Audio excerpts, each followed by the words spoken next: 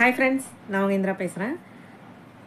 என்னோடய கிளைண்ட்ஸ் நிறைய பேர் கால் பண்ணி மலர் மருந்து பற்றி விசாரித்தாங்க. இது யாரெல்லாம் பயன்படுத்தலாம், எவ்வளோ நாள் எடுத்துக்கணும், எதுக்கெல்லாம் பயன்படுத்தலாம். ஏன்னா அவங்க கூகுள் பண்ணி பார்க்குறப்போ வெயிட் லாஸுக்கு, முடி கொட்டுறதுக்கு, பணம் நிறையா வர்றதுக்கு, கடன் அடைக்கிறதுக்கு, எல்லா சகல விஷயத்துக்குமே மலர் மருந்து என்ன எடுத்துக்கணும் அப்படின்றது நெட்டில் அவைலபிளாக இருக்குது. அதெல்லாம் நாங்கள் ட்ரை பண்ணி பார்த்தோம் அப்படின்னு நிறையா சொன்னாங்க. அண்டு எவ்வளோ நாள் எடுத்துக்கணும், இதுவும் கிளாரிட்டி இல்லை அப்படின்ற மாதிரி கேட்டிருந்தாங்க. ஸோ அந்த கேள்விகளுக்கு எல்லாத்துக்கும் டீட்டெயில்டாக பதில் சொல்கிறதுக்காக இந்த கீழே இருக்கிற டிஸ்கிரிப்ஷனில் ஒரு லிங்க் இருக்கும்.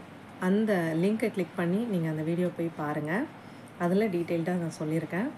ரொம்ப முக்கியமான விஷயம், மலர் மருந்து வியாதிக்கு இல்லை, வியாதிக்காக கொடுக்கறது மலர் மருந்து இல்லை.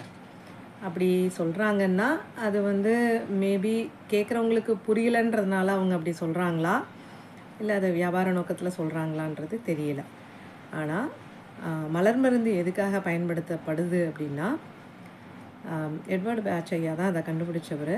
மக்களுக்கு நிறைய வகையான உணர்வுகள் வரும், இமோஷன்ஸ் வரும்.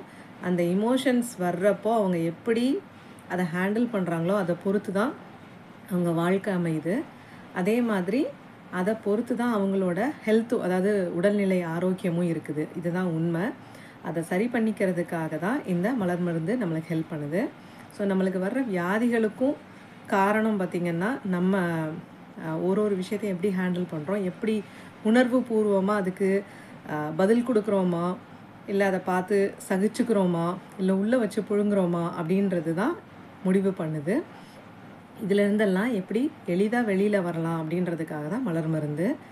ஸோ இப்போது வெயிட் லாஸ்க்கு சொல்கிறதெல்லாம் பொய்யா, இல்லை இந்த மாதிரி ஹேர் லாஸுக்கு இதுக்கெலாம் இது பொய் இல்லை. ஆக்சுவலாக எப்படின்னா, உங்களுக்கு வெயிட் அதிகமாக கெயின் ஆகிருக்கீங்கன்னா எதனால் கெயின் ஆகிருக்கீங்க, அதுக்கு ரீசன் என்ன, அதே மாதிரி ஹேர் லாஸ் ஆகுதுன்னா என்ன விஷயத்தினால அது நடக்குது, ஸ்ட்ரெஸ்ஸாக, டிப்ரெஷன் ஏதாவது இருக்குதா, அதெல்லாத்தையும் பார்த்து அந்த ரூட் காஸ் என்ன, அதோட அடித்தள காரணம் என்ன அப்படின்றதுக்கு ஏற்ற மலர் மருந்து எடுத்துக்கிட்டோன்னா நிச்சயமாக அதுலேருந்து வெளியில் வரலாம். இதை பற்றின டீட்டெயில்ஸ் எல்லாம் உங்களுக்கு வேணும் அப்படின்னா கீழே இருக்கிற அந்த லிங்க்கை போய் பாருங்கள்.